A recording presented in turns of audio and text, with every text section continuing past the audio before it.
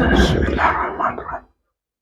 Assalamualaikum warahmatullahi wabarakatuh.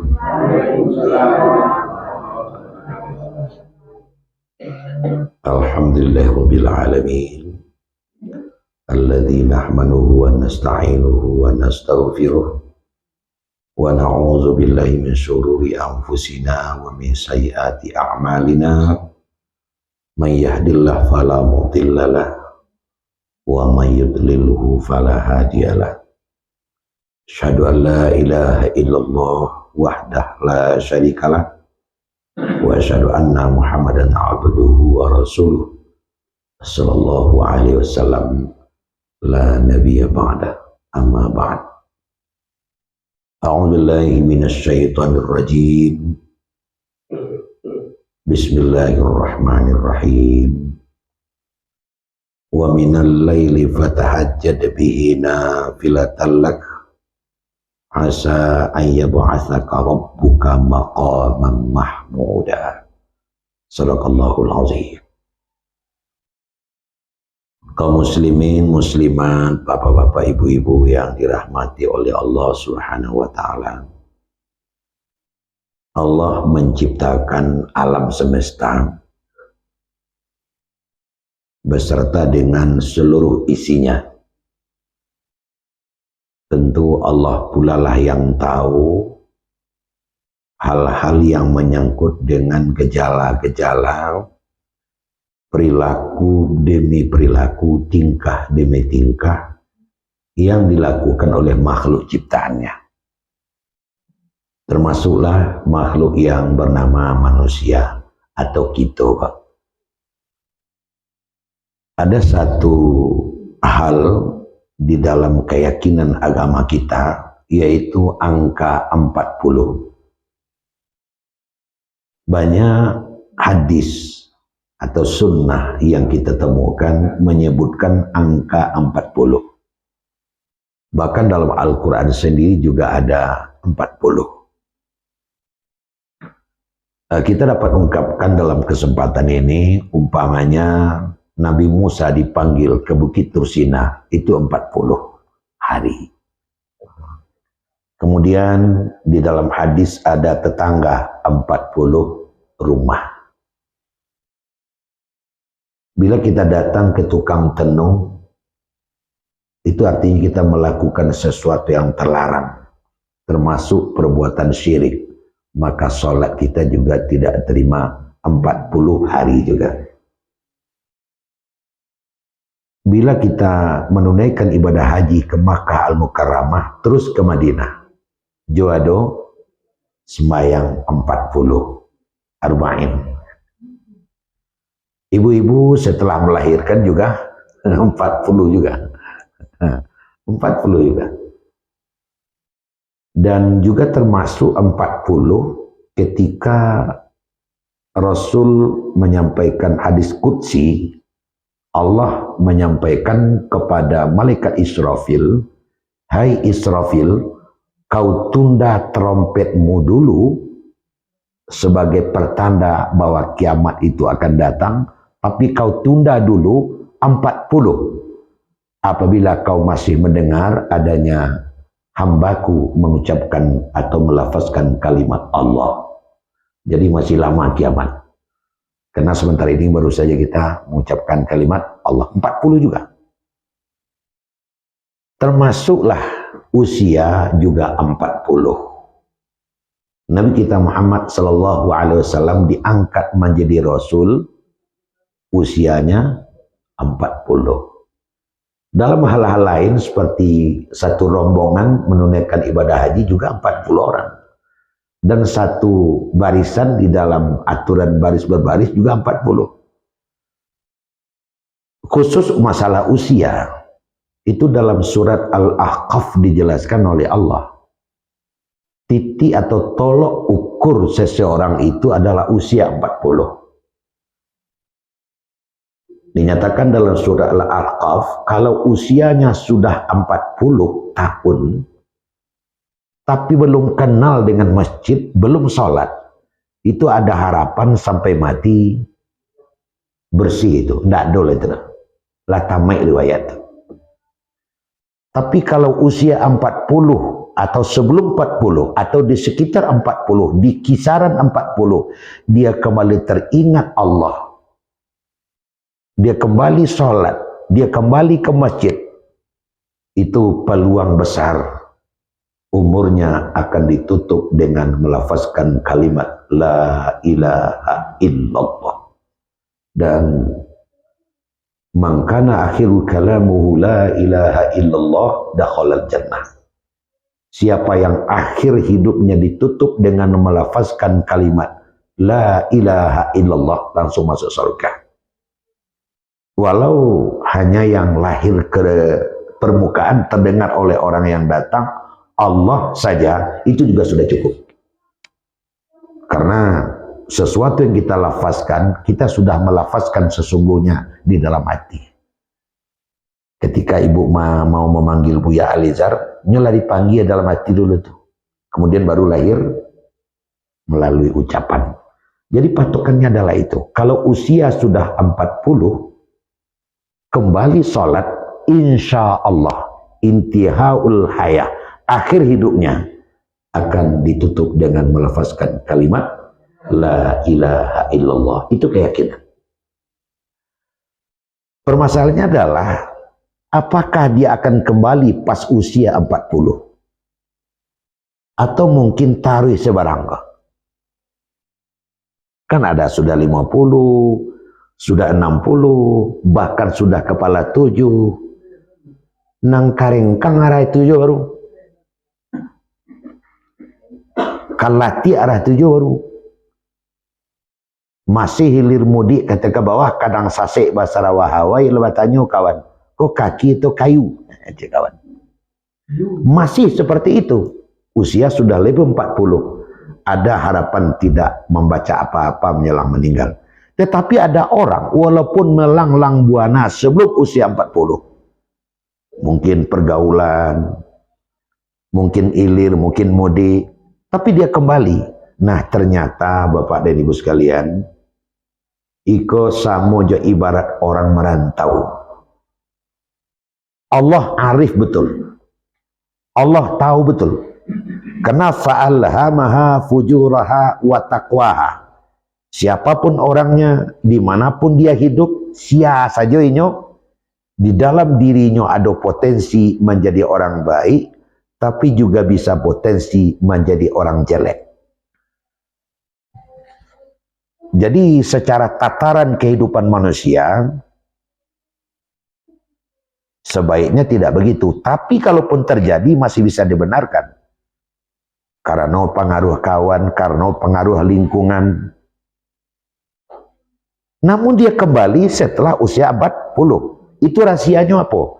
Tanya tuh apa ibu? Walaupun modal kecil nanadu di dalam dirinya adalah tahu di bismillah, pernah sholat di beraja sholat di TPA, di TPQ, atau mungkin di ranggayanya, di rang tuanya, sehingga nyolah bisa sholat 5 kali sehari semalam, lah pandai membaca Quran, meskipun di pertengahan usianya ini pergi kemana-mana, maka yang seketik tadi itu adalah tampe melakok dan babalik seketikolah berumur ampe puluh. Faktanya seperti itu. Jadi mungkin karena dek sulit hidup di rumah sehingga boleh air kapal bulu, boleh kata kamu pakai batigo basu pakai pemerantau. Tapi sebelum merantau ada tanah separumahan nanti enggak. Seketika ada keinginan untuk pulang kampung, tanahnya ada. Tapi ada orang pergi merantau tidak ada tanah sama sekali. Kalaupun ingin berbalik, kama balik. Jadi ternyata Bapak Ibu, di usia 40, arba'ina sana, setelah umur kita 40, rata-rata setiap orang ingin berbalik. Ingin berbalik, Pak. Mendengar azan, bulu roma berdiri. Mencari orang, pergi ke masjid, ibu-ibu bawa kena, pak pakai peci, dia orang ke sholat. Entahlah keinginannya dalam diri nak pergi bagapuang. Tapi apa hendak dikata, sembahyang tu mana nak pandai. Macam orang duduk-duduk, kok sasek orang bertanya kok beko magari para rakaat ba'a akan menjawab. Akhirnya tertutup oleh itu, alhasil tidak jadi berbalik. Jadi ketika orang gaib melampang ataupun melacui kaki kita, pelah mengaji dulu, kini kita berterima kasih kepada ibu. Saya punya seorang teman, sudah almarhum, sangat akrab Jawa. Beliau tahu kok, Pak Ujang Cincin. Beliau tu kalau sampai bergarah, toko ameh, tadi belakang buat tu. Sebabnya di muka toko ameh mengalih. Belakang awak mukanya belakang. Nya dulu tinggal di Pomanggi tu. Ambo buyan, sangkek kete dulu je. Awak kelas 5 sendiri. Berdipasuk orang kayak pi menang ceramah subuh kajian. Lalu entang kelamanya di jinjang hewan. Sehingga pas menang ceramah tak kentu. Cekek itu dengar tuan. Di waktu itu memang mengecek dalam hati apa pelas itu aja. Dalam hati kecek. Tapi kini terasa dia buat. Kalaulah sangkek turang kayak ambo indak memasuk ambo semayang subuh. Indak memasuk ambo ke masjid, mungkin tak tahu masjid aja. Jadi Bapak Ibu hadirin, bersyukurlah kita yang orang tua kita oleh kareh dulu. Menyuruh mengaji. Jinjangnya telinga awak, di lampangnya kaki awak, dilacutnya kaki awak. Kini dah pewak manfaatnya. Kita berterima kasih kepada ibu dan kepada bapak kita. Bapak Ibu hadirin sekalian, alhamdulillah kita ucapkan puji, segala puji kepada Allah. Tinggal dakwah ba'a menyempurnakan, memaksimalkan. Umur masih diberikan oleh Allah, hayat masih dikandung badan, ba'a supaya bangkia ko panuh aja. Cupak liter ko panuh aja. Sehingga seketika beko datang malaikat menjapui, awak lapas untuk kapai, tidak ada masalah sama sekali. Maka kita berlomba untuk memperbanyak ibadah. Sebenarnya kalau bicara masalah ibadah, yang menjadi inti dari ibadah itu adalah pahalanya itu sebenarnya.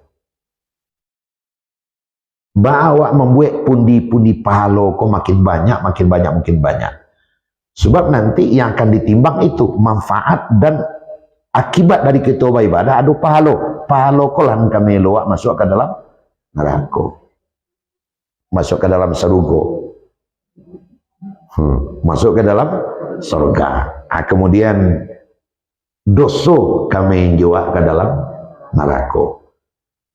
Ternyata kalau wak kaji memang tuah kita beragama kok ia telah tak diibadah. Tuah kita beragama telah tak diibadah.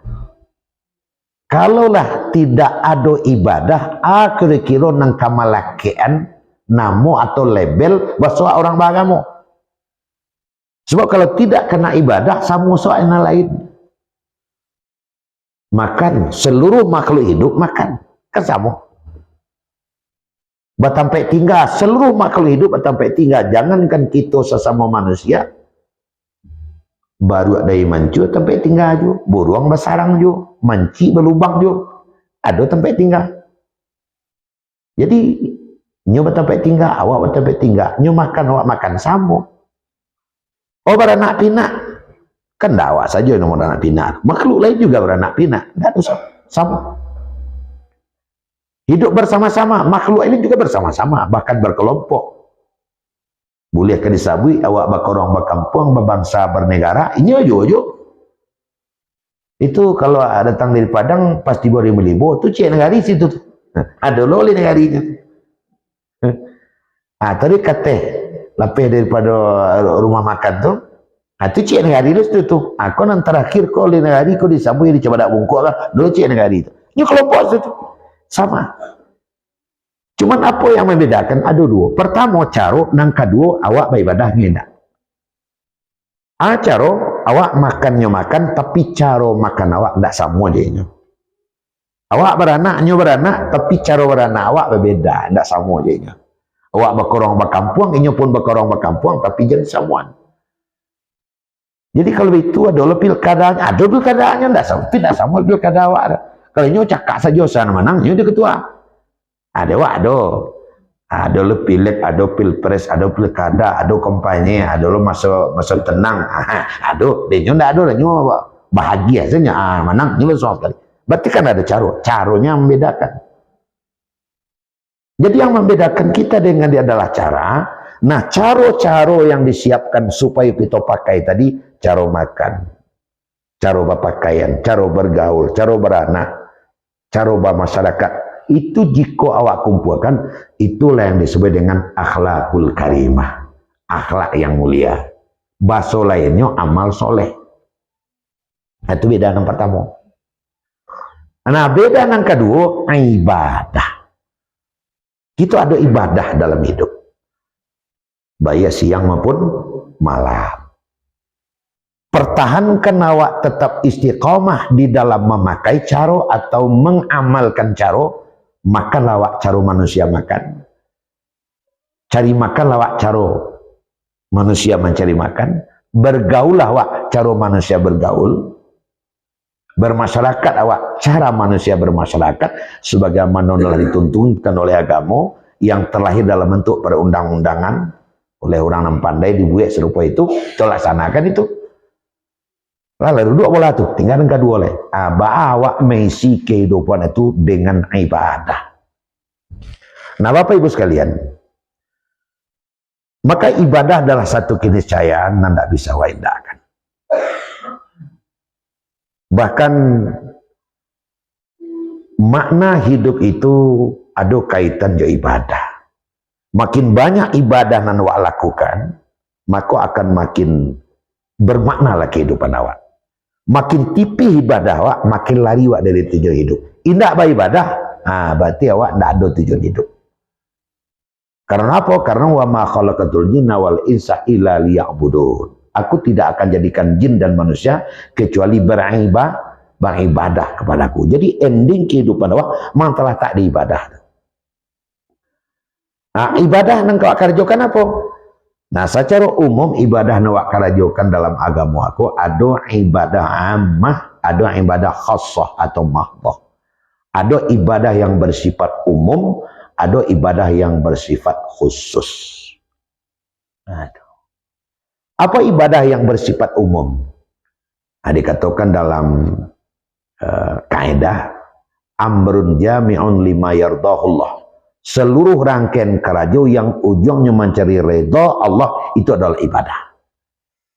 Bahkan senyum saja mengucapkan assalamualaikum apolai itu adalah ibadah. Waktu lambat datang, kawanlah dulu masuk ke dalam saji, pas wak kamalapeh trompa, nampak ada wak trompa ada laki calon wak meletakkan trompa itu sabalah. Jadi kok sabalah, kira terdampak situ. Awak ambil awak laki yang situ balik tanpa pandang peduli kau trompa siapa. Itulah ibadah. Lah ibadah. Sebaliknya juga demikian. Dia tidak ada sampai meletakkan sifat trompa kawan letakkan trompa awak. Itu juga perbuatan jelek namanya. Nah ya, tapi kalau putar-putar untuk ayam gadi ke betal dua kayak, jadi kayak trompa mari. Siapa menyipat pula awak nyipat. Nah itu tidak ibadah namanya. Jadi untuk membuat ibadah mudah saja. Sangat murah. Kadang ada orang dapat musibah, mungkin cerita dari Palestina, banyak anak-anak yang tidak berdosa kena tembak, orang-orang tua yang tidak bersalah dipupuh di peluru. Innalillahi wa inna ilaihi raji'un. Alangkah kejamnya orang-orang Israel. Itulah ibadah. Itulah ibadah. Nah, bahkan mencampak duri dari tengah jalan itu ibadah. Awak sama melalu ada kasih nampak ada atau batu segadang ampu kaki dek kau ke tepi jak dotokan bisa melabuh di duang kanti kau. Dituin je kaki tiba di jalan ibadah. Itu namanya ibadah umum. Termasuk alam sarang awak kerajaan kini. Indak tersuruh, indak terserayu, indak dipasu, indak ditembak, tapi datang dengan kesadaran. Sambil menunggu kata Aisyah, kita mendengarkan uraian ayat-ayat Quran. Ibadah. Bahkan pahalanya sama dengan 1 menit 1 hari berpuasa. Ini tidak tanggung-tanggung. Man kharaja fi talabil alimi fahuwa fi sabilillahi hatta yarja. siang keluar dari rumah tadi berniat di samping sholat maghrib berjamaah dan isya, berniat mendengarkan ceramah, maka orang itu akan disamakan posisinya fi sabilillah, sama dengan berjuang berjihad melawan orang kafir sampai pulang. Saya kan sering katakan, matau nyawa awak delo dek melekek magari sampai isa. Dalam kondisi bentuk ini, sampai awak menjak janjang beko pulang dari isa, meninggal awak, itu fi sabilillah, jihad awak. Syahid awak. Nah, kan ibadah. Nah, itu namanya ibadah umum. Ibadah umum. Apa saja? Masuklah bersedekah, membantu orang-orang miskin, bantu anak yatim, assalamualaikum, waalaikumsalam, menyenangkan hati teman, membahagiakan minum kawan, traktir segala macam, banyak sekali yang namanya ibadah umum. Diambilnya peso ada kawan sebatang redha, ibadah itu, ibadah.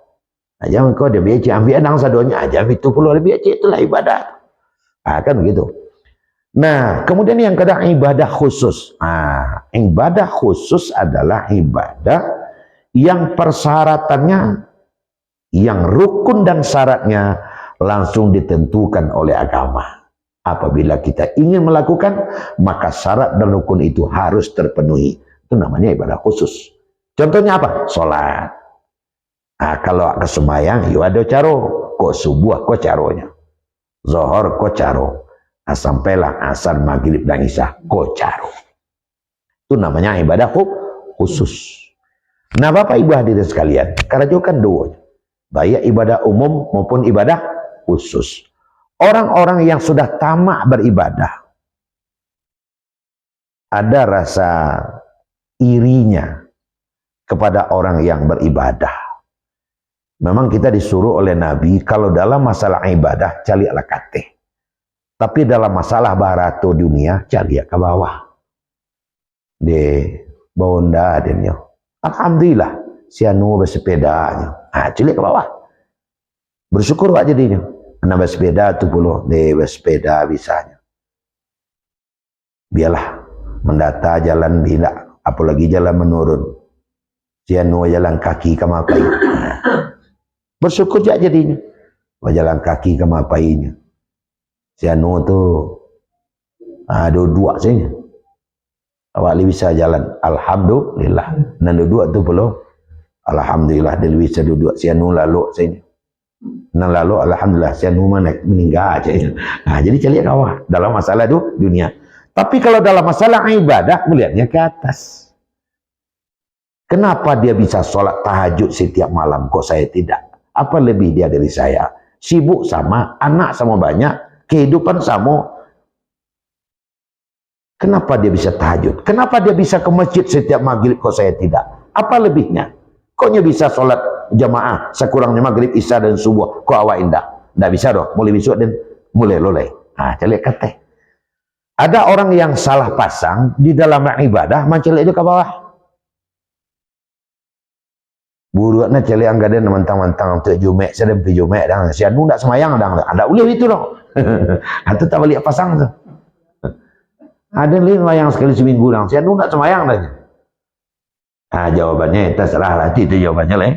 Jadi kalau dalam ibadah melihatnya kan hati. Bapak dan Ibu, ini awak mencari kiat. Buatlah ibadah-ibadah yang dicintai oleh Nabi. Sebab hukum umum di dalam melaksanakan ibadah khusus makin sulit awak mendapatkan ibadah itu akan makin besar manfaat yang kita peroleh. Ada hukumnya ibadah itu wajib, ada hukumnya ibadah itu sunnah. Kalau sholat nalimo wajib sunnah? Wajib. Itu tidak boleh indah. Tidak boleh indah. Faman tarokaha muta'abidan faqad kafara. Sianan secara sengaja tanpa ada halangan meninggalkan sholat nalimo, faqad kafara. Orang itu kafir. Kafir dalam artian engkar. Awalul hisab yaumul qiyamah as-salah. Yang dihisab pertama kali nanti saya sampai di akhirat adalah sembahyang. As-salatu miftahul jannah. Solat adalah password untuk masuk ke dalam surga. Kita nanti ke akhirat berbondong-bondong membawa puasa, membawa sedekah, membawa zakat, membawa haji. Kita taruh semuanya itu adalah anak kunci. Tapi ada satu anak kunci namanya sembahyang. Kepada yang sudah ditimbang dosa pahala dan anak kuncinya ada, silakan untuk mencari kamarnya masing-masing. Bagi dulu mencari kamar awak. Kalau kamar saya mereknya Alizar Chan, tuan bu punya kamar. Langsung mereknya dicari kamar merek dia teh kepala kamar tu nama awak atau kamar awak. Dicari kawan kiri kanan lah masuk aja, lah masuk aja, lah masuk aja, lah masuk aja. Nan awak ndak ada kunci nan sesuai. Dia ambil kunci merek puasa ndak nama, merek zakat ndak nama, merek sedekah ndak nama, merek haji ndak nama. Bah cerita bah. Alah birang saudara, datanglah petugas. Datang petugas, datang panitia. Bah temudo, galah temudo kan. Bah temudo, iko mah. Nak ada nak kunci nan sesuai nya cialah jadi. Oh itu abelah mau tolong lah. Ditolong itu temudo. Iya ndak ada. Anda itu dah. Lah baca lihat kuru-kurunya mereknya. Lihat kuru-kuru. Kuru-kuru merek solat. Jadilah nak kunci merek solat lah. Jadi ternyata tidak ada anak kunci konan merek solat. Berarti temudo ia ndak bisa menolong buka pintu doh. Sebab kuru-kuru merek solat, nak kuncinya harus merek solat. Dia solat, iyo, ndak mau puasa dicucuk ke dalam. Nak mau zakat junjung ke dalam dah. Akar bogono nak kunci namanya apa? Mengelengkang lo waktu itu. Itu temu do. Nan memerek puasa ko pemuka almari kain tiba di alam. Nama merek zakat ko memuka almari samba tiba di dalam. Jadi ko ndak ada kana dugono kalau ndak ada nak kunci itu kana ngiak ko. Itu kana ko mereknya salat. Itulah makna as-salatu awalul hisab. Solat itu awal hisab nanti ketika tiba kita di akhirat. Makanya al-ahdul ladzi bainana wa bainahum as-shalah. Yang membedakan kita orang Islam dengan orang non-Islam adalah solat. Ayo ikonya. Makanya apa ibu hadirin sekalian, sebelum kita melangkah untuk memeriksa ibadah-ibadah yang lain, maka yang nomor satu bana ya solat. Jangan sampai di siko tempat memulai langkah itu adalah solat. Silakan buat masaji. Juga tahu buat masaji cik. Buat surau cik. Buat masaji cik, surau cik, pantai asuhan, pondok pesantren dibantu berjuta-juta. Piko indah dah. Maka semuanya itu tidak akan ada hasil sama sekali. Solat yang sangat menentukan sekali. Dan solat itu yang dimaksud adalah solat 5 waktu sehari semalam. Nah, Bapak Ibu hadirin, manusia ialah bersifat khilaf. Indak doaneh jika panjang tangan ado tajang kaupan, panjang kaki sering terlangkahkan. Saya sekali terlangkahan juga. Tumbuh di lidah ada jo sase, itu biasa. Bakal biasa, sebab kalau ndak pernah sase, tapasolah wak jadi malaikat. Ndak bisa wak jadi manusia. Cuman seketika awak terdorong bawa suri. Seketika awak tasialia bawa melo kaki balik. Maka Allah Subhanahu wa taala menyediakan solat hanya bukan wajib saja. Ada solat yang sunat. Bukankah solat wajib mulai daripada subuh sampai isya ada yang mengiringnya? Sunat namanya solat rawatib. Ada sebelum subuh, ada sebelum dan sesudah zuhur. Ada sebelum asar, ada sesudah maghrib, bahkan juga ada sebelum maghrib juga ada sebenarnya. Ada sesudah sholat isya, bahkan juga ada sebelum isya. Sesudah asar juga ada sebenarnya. Ada yang muakkad, ada yang ghairu muakkad. Ada yang Nabi sering melakukan, ada yang terus Nabi melakukan, ada yang agak jarang Nabi melakukan. Tapi yang jelas statusnya adalah sholat sunat. Belum lagi sholat sunat yang lain. Ada sholat sunat wudhu. Ada sholat sunat syukur, ada sholat sunat tahiyatul masjid, ada sholat sunat antara azan dengan iqamat, kan begitu. Bahkan ada sholat sunat duha, ada sholat sunat tahajud. Akulah nama jadi lokus wak kini sebenarnya Pak dan Ibu. Pertama kita perteli dulu, aku yang menjadi fungsi dia solat sunat. Banyak kitab menyebutkan berpuluh-puluh kepustakaan sebagai sumber.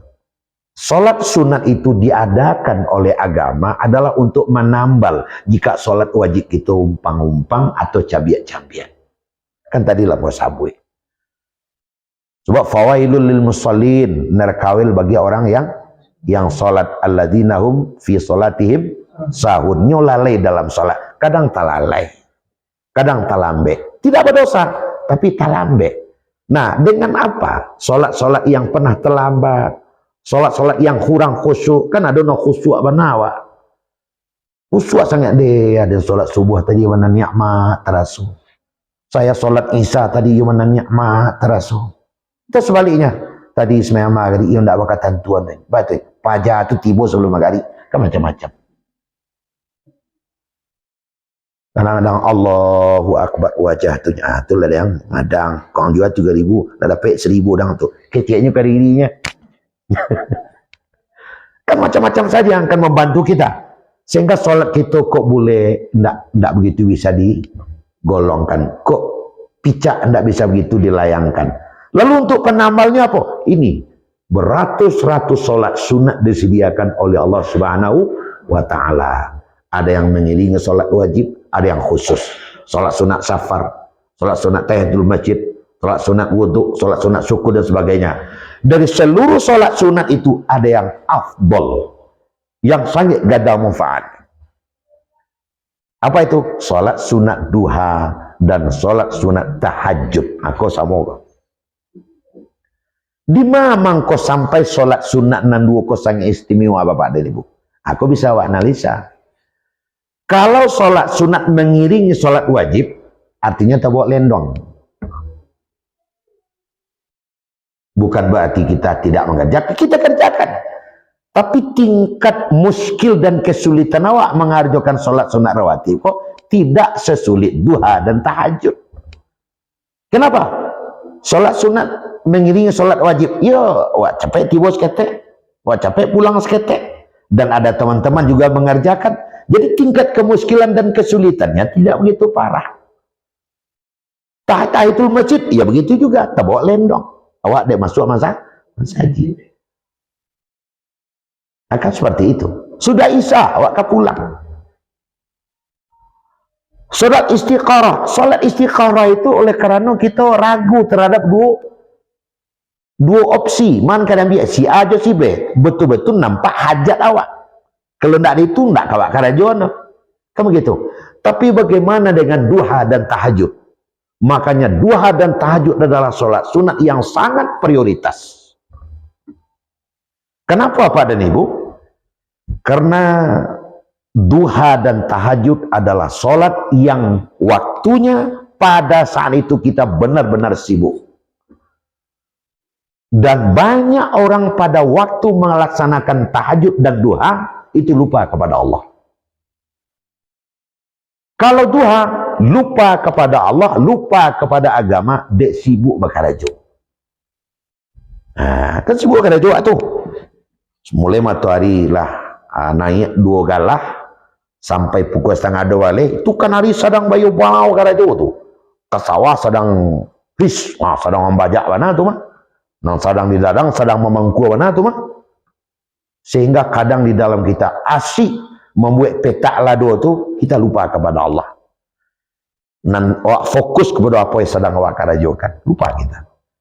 Malam solat tahajud, itu adalah solat yang kita kerjakan malam. Kita juga lupa kepada Allah. Kenapa lupa? Lalu. Bakaruh. Atau bahasa Indonesianya berkeruh. Kan gitu. Berkeruh. Kan lupa juga kepada Allah. Kita sangat sibuk tidur waktu itu, apalagi belitik. Nah, ada orang di saat orang lain pada lupa dan tidak melaksanakan sholat, taruhlah tekan aja Allah, tapi tidak melaksanakan sholat. Nyo tetap sisihkan waktu barang 2 rakaat, nyambil untuk lalunya sholat.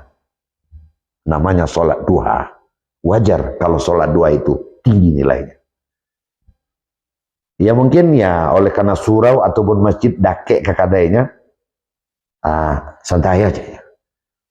Ke surau santai. Hanya sambil yang sholat 2 rakaat. Karena dia juga sudah berwudu, masjid juga terbuka sedemikian rupa. Makanya hari ini kemana-mana saya sampaikan adalah tidak wajar jika masjid itu dikunci mati mulai sesudah subuh sampai zuhur. Kalau tidak dikunci mati Bu ya, kadang maling masuk, kota hilang. Makanya masjid tertentu seperti Masjid Nur Iman, ya Masjid Asliyah tetap dikunci, tapi menyediakan fasilitas untuk orang yang ingin sholat duha di tempat yang disediakan. Kan seperti itu. Sehingga tampil membiulu adolo, sebab kita juga bisa menerima kalau di lapehan saja, kadang orang tidur, kadang ada maling masuk, melulawak, kan gitu. Tapi disediakan tempat sholat khusus. Makanya orang yang kepingin sholat duha, tempatnya tersedia di masjid dan musala ataupun di mana saja. Tidak terkecuali di kadai, di rumah, di ladang. Jam 9 itu istirahat, atau jam 10 menjelang minum buat istirahat, basuh tangan biar buat mayang 2 rakaat baru minum. Masya Allah, itu bayu pahalanya itu. Itu kalau siang. Bagaimana dengan malam? Sama jurnal kita mulai menyebutkan tadi, wa minal laili fatahajjad bih. Di tengah malamnya bersolat tahajud. Sebenarnya waktu untuk melaksanakan sholat tahajud itu banyak sekali hadisnya, mulai sesudah sholat Isya sampai masuk waktu subuh, itu waktunya. Tetapi yang paling afdal itu adalah sholat dikerjakan sepertiga malam. Bahkan ada sumber dan ada alasan, sholat tahajud itu yang paling afdal adalah sholat yang ada di antara 2 tidur. Dilalui dulu, kemudian kita terbangun, dan masih ada tidur, kemudian bangun baru kita sholat subuh. Jadi betul-betul disengaja waktunya untuk sholat yang satu ini. Agak dicapai saja, sudah sholat tahajud, semayang subuh awal langsung. Masih ada terkesan sambil ya, kan gitu. Biarlah agak ditalayan sholat isya, ketek kok ke sholat tahajud, ya sama saja. Kok pilih ya ke sholat tahajud, kan sama ya tidur tuh. Itu pang ya kopi. Berpahala, tetap berpahala, tetapi tidak ada yang mengalahkan besarnya pahala sepertiga malam. Bapak dan Ibu sekalian, Nabi sangat apresiasi dan berbesar hati kepada para sahabat yang gemar melaksanakan sholat duha dan sholat malam. Nah, kalau Nabi kita Muhammad SAW sendiri, mulai dari sholat itu diwajibkan, atau mulai semenjak risalah atau perintah sholat itu turun sampai meninggal, Nabi tidak pernah berhenti duha dan sholat malam, terutama sholat malam. Sholatul laili kutiba alayya wa sunnatul lakum. Sholat malam itu wajib bagi saya, sunat bagi kalian. Untuk hasilnya sunat doang. Kau wajib doang kalau BTV. Akan seperti itu. Tapi dek sunat itulah makanya tinggi nilainya jadinya. So tidak dikerjakan, tidak berdosa. Jadi orang yang mau melaksanakan sholat tahajud malam itu baik pun doa, betul-betul orang yang memang menyengaja ingin beribadah. Sebenarnya tidak tersambil, betul-betul untuk itu. Makanya Allah Subhanahu Wa Taala dalam ayat yang kita baca tadi, itu surah Al-Isra itu, ada 4 keuntungan yang Allah berikan kepada orang yang sholat malam ditambah dengan duha tadi itu. Pertama adalah asa ayyabasaka rabbuka maqaman mahmuda. Allah akan menaikkan derajatnya. Apa maksudnya biar dinaikkan derajatnya kok? Ini akan tumbuh di dalam sosialitas pergaulan sehari-hari menjadi orang yang dihormati. Mungkin bahasa sederhananya agak bayu bawanya juga kawan. Derajatnya tinggi. Mahmuda, mendapat penghormatan. Apa lawan mahmuda? Lawan daripada mendapat penghormatan, ia mendapat hinaan. Jadi terpandang. Babigu jadi kawan-kawan. Babigu di tengah-tengah pergaulan kehidupan sehari-hari. Sebenarnya kalau kita cari akarnya, basuwo tuh mah. Karena udah melaksanakan sholat wajib itu secara rutin tidak pernah tinggal. Sholat sunatnya tarikh karjokan tidak pernah tinggal. Sholat itu kalau ikhlas, jujur, benar, tepat, kan tanha anil fasya wal mungkar. Tangan ini, kaki ini akan tercegah dari keji dan mungkar. Sehingga dia akan memiliki bahasa yang lembut. Pergaulan sehari-hari yang sangat disenangi oleh kawan-kawan. Sehingga disegani. Begitu, sabuknya elok. Murah membantu. Minum kawan babahian. Kawan batompangan. Sehingga di mana-mana teman. Kemana-mana teman. Kok kawannya. Akibatnya apa? Menonjolnya. Akibat sholat tadi. Makanya ditambah dengan sholat malam, dia akan mendapat maqamam mahmuda, tempat yang terpuji. Jadi tempat yang terpuji itu sesuatu yang tidak bisa diungkapkan dengan bahasa, tapi lahir dalam perbuatan. Sangko orang kayaknya. Sesama kadang umur sama, pencarian sama, tapi nyo gak berbeda, gak membintangnya. Habituah. Agak menjadi patokan dan ukuran dek kawan. Itu namanya maqamam mahmuda, tempat yang mulia. Nyoba suatu apa ada nih bu? Dari bara 6 orang, ada gak seorang. Dari 7 orang, ada gak 2 orang. Dari 10 orang, 3 sana orang. Agam itu. Itu maqamam mahmuda, tempat yang mulia. Dan itu adalah merupakan manifestasi atau merupakan manfaat dan akibat inyo bermunajat kepada Allah Subhanahu wa taala di tengah malam, pada saat orang tidur bakaruh nyo jago surang. Iko bisa wak makna kan apa dan ibu? Derajat yang mulia yang dia dapatkan dengan sholat malam tadi itu. Ibarat wak menelepon. Kalau tengah hari tagak wak menelepon payah masuknya. Sebab sinyal itu satu orang mempergunakan.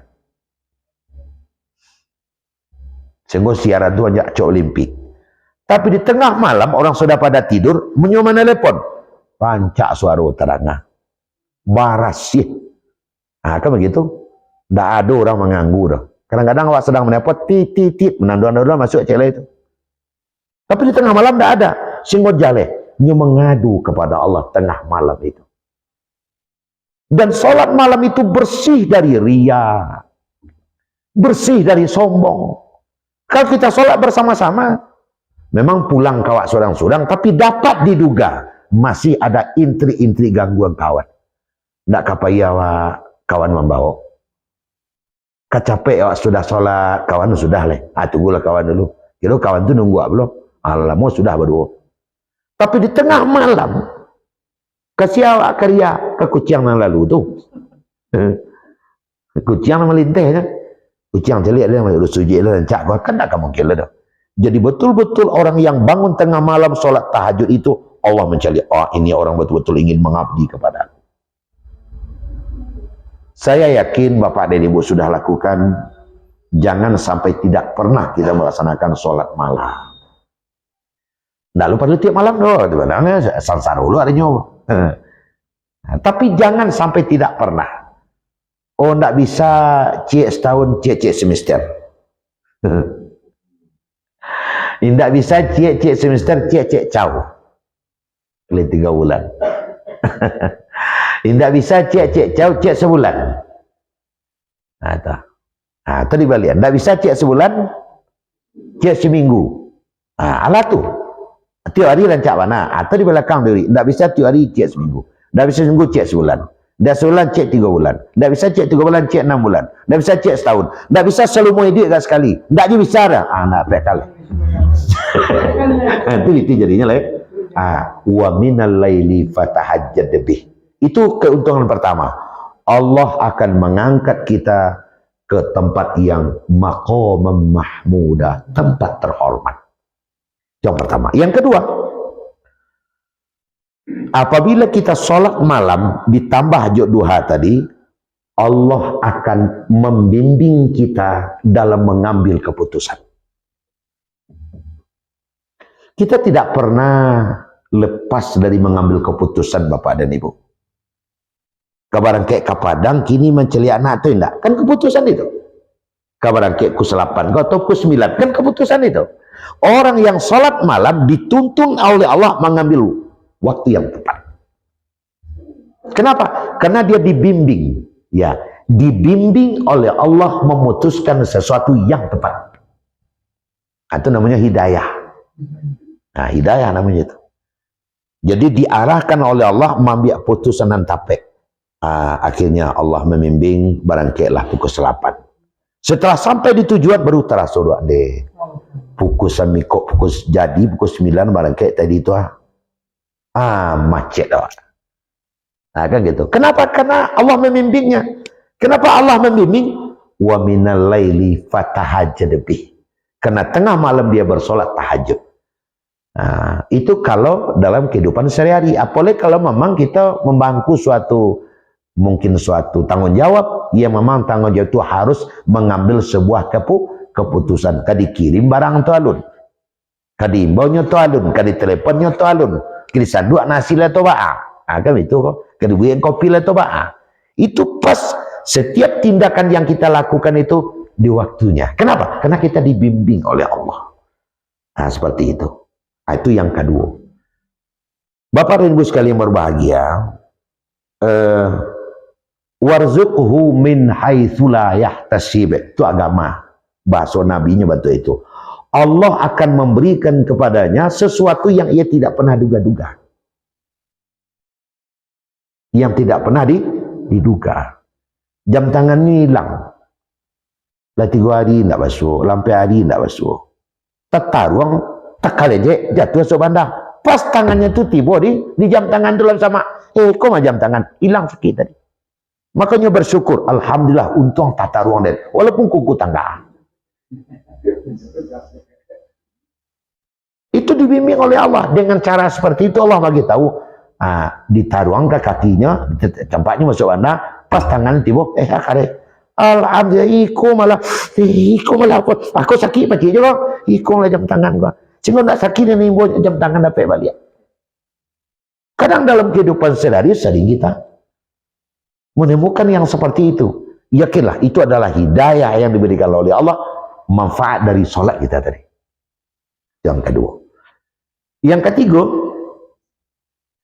kita akan dibimbing oleh Allah di dalam mencarikan jalan keluar sehingga niat-niat jahat orang tidak sampai ke kita. Kita hidup ini kan kompetisi nih. Wah, hidup kau tidak pernah lapih di berlomba, Pak. Ibu berlomba, Pak berlomba, kami juga berlomba. Dan di dalam perlombaan yang kita hadapi itu, kita ingin keluar sebagai juara. Dialah contoh nanaga pasaran dan murah untuk mencernanya. Wah, berkadai sama-sama di pasar. Mana rancak deh ibu, inyo banyak jual beli atau wak banyak jual beli? Tentu awak banyak jual beli. Ambunan kadai itu mah. Itulah mesti itu. Kadai samo gadangnya, nan dijual samo, aragojo samo. Seperti itu kesepakatan. Mana rancak inyo banyak jual beli itu awaknya jual beli. Tentu awak banyak jual beli. Itu berlomba namanya. Maka kita berusaha untuk mencari aksesoris atau gaya tarik tersendiri agar orang yang lewat itu mampir ke tempat kita. Tempat teman sebelah serah dia. Kan seperti itu. Nah, dalam mencari agar kita muncul sebagai pemenang, kita akan dituntun oleh Allah jangan sampai mengarahkan yang salah. Nah, kan ada cek-cek tuh supaya orang yang lalu itu singgah ke kadewa di padukunan kade orang. Itu tidak boleh. Atau mungkin kita kalau kini kan ada bazar-bazar yang namanya wah, hoa, itu tidak benar. Kita akan dituntun oleh Allah menjadikan jalan keluar sehingga orang senang, kita senang. Awak mendapat orang indah ketinggalan. Awak mendapat tapi orang indah ketinggalan. Nan kampe Bapak dan Ibu, sholat malam tambah dengan sholat duha akan menjadikan Allah seluruh kehidupan awak dengan penuh berkah dan bermanfaat.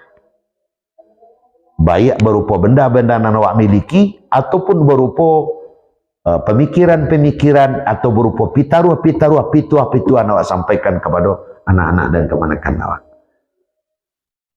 Dituntun oleh Allah. Berkah. Berkah itu kan manfaat artinya. Nah, jadi itu diantaranya.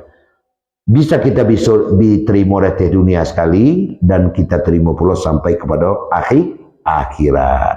Untuk itu kita kerjakan amal ibadah nan wajib kita sempurnakan, kemudian kita tambah dengan yang sunat, terutama sekali duha dan sholat malam. Bapak Ibu, itulah ceramah wak ini dan kita akhiri. Waktu sholat sudah masuk. Dengan banyak maaf. Assalamualaikum warahmatullahi wabarakatuh.